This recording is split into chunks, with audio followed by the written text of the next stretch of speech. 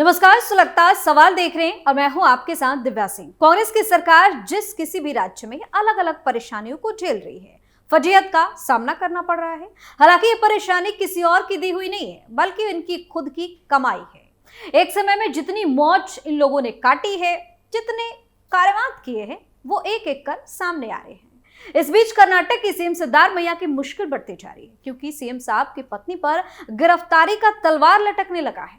कहा जा रहा है कि अब ईडी को ऐसे तगड़े सबूत हाथ लगे हैं कि इस बार तो कोई भी ड्रामेबाजी काम नहीं आएगी। बचना बेहद मुश्किल है। पत्नी के खिलाफ मिले सबूत के बाद बौखलाए सीएम सिद्धारमैया पर तमाम तरह के सवाल सुलग रहे हैं। मुड्डा स्कैम ने सीएम की कैसे बढ़ाई टेंशन? ईडी सबूत से क्यों मचा जमकर बवाल? क्या पत्नी को बचा पाएंगे सिद्धारमैया? क्यों कांग्रेस नेता करने लगे सीएम से किनारा? इन सवालों ने सियासी पारा हाई कर दिया है और सीएम साहब की रातों की नींद भी उड़ा दी है। कथित मुड्डा स्कैम को लेकर कर्नाटक के मुख्यमंत्री सिद्धारमैया सवालों के घेरे में है, लेकिन इस बीच बड़ी खबर सामने आई जिससे बवाल मचा हुआ है। दरअसल मैसूरू अर्बन डेवलपमेंट अथॉरिटी यानी कि MUDA स्कैम में कर्नाटक के मुख्यमंत्री सिद्धारमैया की पत्नी BM पार्वती की मुश्किलें कम होती नजर नहीं आ रही। ईडी को इस मामले में ऐसे सबूत मिले हैं जिससे साबित होता है कि MDU की तरफ से पार्वती को 14 लैंड अलॉट करने के मामले में कई गड़बड़ियां सामने आई है। इससे साफ जाहिर होता है कि इस मामले में पूरी दाल ही काली है। संघीय एजेंसी ने हाल में कर्नाटक लोकायुक्त विभाग को भेजे गए एक पत्र में यह भी दावा किया है कि उसकी जांच में यह भी पता चला है कि MDU ने बेनामी और अन्य ऐसे लेन देन में कुल 1095 जमीन के टुकड़ों को अवैध रूप से आवंटित किया है, जिनका बाजार मूल्य 700 करोड़ रुपए से अधिक है। राजनीतिक रूप से संवेदनशील मामले में ईडी की मनी लॉन्ड्रिंग की जांच के दौरान पार्वती को लैंड अलॉटमेंट के कानून दिशा निर्देशों के उल्लंघन और सबूतों से छेड़छाड़, कार्यालय प्रक्रियाओं का उल्लंघन, अनुचित पक्षपात और प्रभाव का इस्तेमाल और सिग्नेचर में जालसाजी के सबूत मिले हैं। इतने सारे सबूत सीएम साहब की पत्नी के खिलाफ मिल गए हैं। एजेंसी ने यह भी दावा किया है कि उसे इस बात के सबूत मिले हैं कि सिद्धारमैया के निजी सहायकों में से एक SG दिनेश कुमार उर्फ CT कुमार ने इस प्रक्रिया में अनुचित प्रभाव डाला था। PTI को जांच रिपोर्ट तक मिली पहुंच और आधिकारिक सूत्रों से मिली जानकारी के अनुसार पार्वती मामले के साथ ही MDU में कथित अवैध गतिविधियां समाप्त नहीं हुई है, बल्कि कुल 1095 भूखंड अवैध रूप से आवंटित किए गए हैं, जिनका बाजार मूल्य 700 करोड़ रुपए बताया जा रहा है। ईडी की जांच में क्या हुआ खुलासा? बता दें कि ईडी की जांच में पाया गया है कि अधिकांश आवंटन भूमि गंवाने वालों की आड़ में बेनामी या फर्जी व्यक्तियों के नाम पर किए गए हैं। इन अवैध आवंटनों के लाभार्थी रियल एस्टेट व्यवसायी यानी कि बिजनेसमैन और प्रभावशाली व्यक्ति हैं।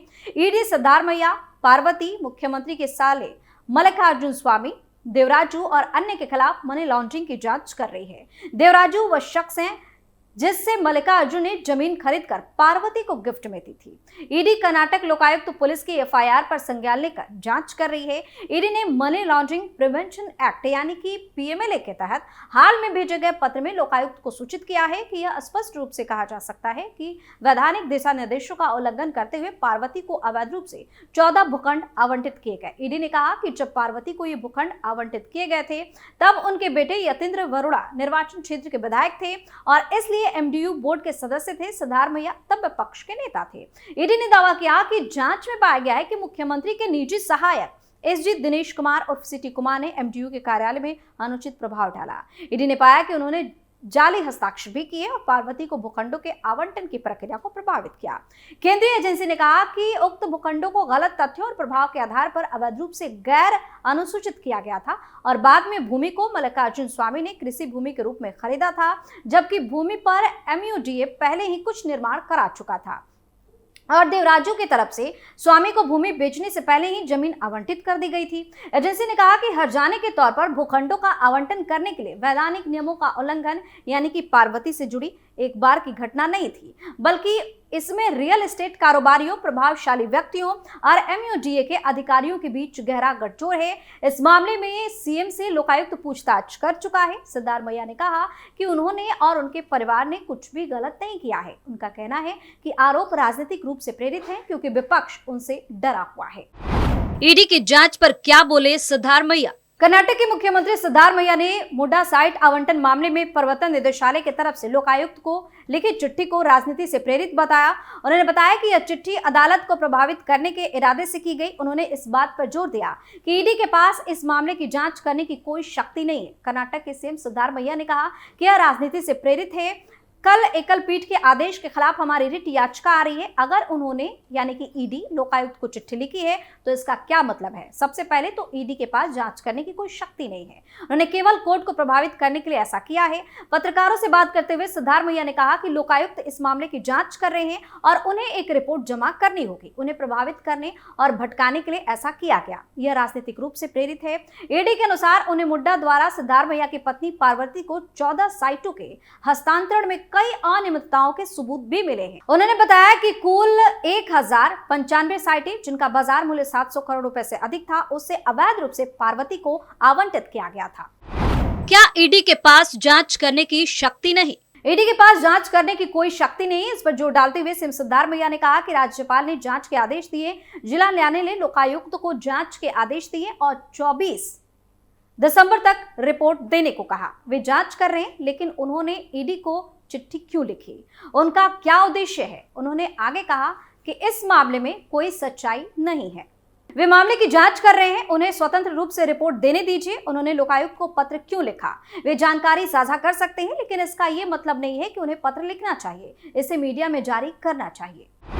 कर्नाटक भाजपा ने मुड्डा मामले पर क्या कहा? वही कर्नाटक भाजपा अध्यक्ष BY विजेंद्र ने कहा कि मुड्डा मामले में प्रवर्तन निदेशालय यानी कि ईडी की जांच ने उनकी पार्टी के इस रुख को सही साबित कर दिया है। यह घोटाला मुख्यमंत्री सिद्धारमैया के परिवार से संबंधित 14 साइटों में अनियमितताओं तक सीमित नहीं था। उन्होंने कहा कि ईडी की तरफ से प्रारंभिक यानी कि शुरुआत चरण में की गई जांच में 700 करोड़ रुपए से अधिक की अनियमितताओं का पता चला है। विजेंद्र ने मामले में लोकायुक्त पुलिस की तरफ से की गई जांच पर भी संदेह जताया। उन्होंने कलबुर्गी में एक प्रेस कॉन्फ्रेंस में कहा कि हम कहते रहे हैं कि मुड्डा घोटाला मुख्यमंत्री के परिवार को 14 साइटों के आवंटन तक सीमित नहीं है। मैंने पहले भी कहा था कि यह सैकड़ों करोड़ रुपए का घोटाला है। उन्होंने कहा कि उनका बयान महज आरोप नहीं था, बल्कि ईडी की जांच से अब यह साबित हो गया है कि ईडी ने निष्पक्ष जांच की है। प्रारंभिक जांच से पता चला है कि मुड्डा साइट आवंटन में 700 करोड़ रुपए से अधिक का घोटाला हुआ है। उन्होंने कहा कि ईडी ने पाया है कि सीएम की पत्नी पार्वती BM को 14 साइटों के आवंटन में अनियमितताएं हुई है। केंद्रीय एजेंसी ने हाल ही में कर्नाटक लोकायुक्त विभाग को भेजे गए एक संचार में यह भी दावा किया कि उसकी जांच में यह भी पाया गया कि मुड्डा ने बेनामी और अन्य ऐसे लेनदेन में कुल 1095 साइटों को अवैध रूप से आवंटित किया था। एजेंसी ने यह भी दावा किया कि उसे इस बात के सबूत मिले हैं कि सिद्धारमैया के निजी सहायकों में से एक SG दिनेश कुमार और CT कुमार ने इस प्रक्रिया में अनुचित प्रभाव भी डाला था। क्या है मुड्डा मामला? साल 2020 में मुड्डा योजना शुरू की गई थी, जिसके तहत लोगों ने मैसूर के विकास के नाम पर उनकी जमीन ली थी, जिसके तहत 50/50 का फॉर्मूला था, जिसके चलते लोगों की जितनी जमीन ली गई उसकी 50% जमीन या वैकल्पिक साइड उन्हें मुआवजे के तौर पर दी जा रही थी। हालांकि साल 2023 में शहरी विकास मंत्री वृद्धि सुरेश ने शिकायतों के आने के बाद इस योजना को रद्द कर दिया। हालांकि आरोप है कि इस योजना के निरस्त होने के बाद भी इसके तहत साइटों का आवंटन जारी रहा।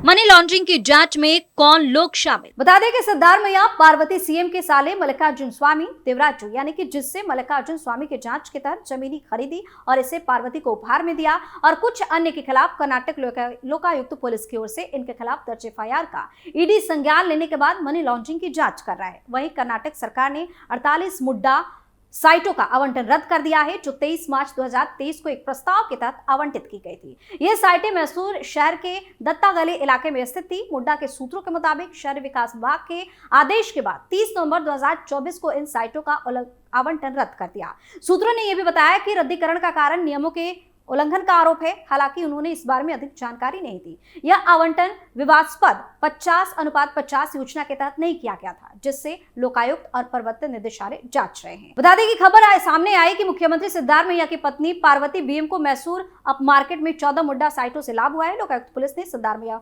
पार्वती और उनकी पत्नी के अलावा उनके बहनोई मल्लिकार्जुन स्वामी और अन्य के खिलाफ प्राथमिकी दर्ज की है। पार्वती ने मुड्डा को एक पत्र लिखकर इन साइटों का आवंटन रद्द करने की मांग भी की थी। तो कुल मिलाकर जिस तरह से ईडी ने सबूत का दावा किया है, उसके बाद मामले में बड़ा एक्शन देखने को मिल सकता है। कहा जा रहा है कि पत्नी के साथ साथ सीएम साहब की कुर्सी भी खतरे में आ सकती है। वहीं जब से ये खबर सामने आई है, कांग्रेस पार्टी में भगदड़ मची हुई है। खबर तो ये भी है कि कुछ पार्टी के नेता अब खुद को इससे किनारा करने में लगे हुए हैं। सुलगता सवाल में फिलहाल के लिए इतना ही। देखते रहिए कैपिटल टीवी। नमस्कार।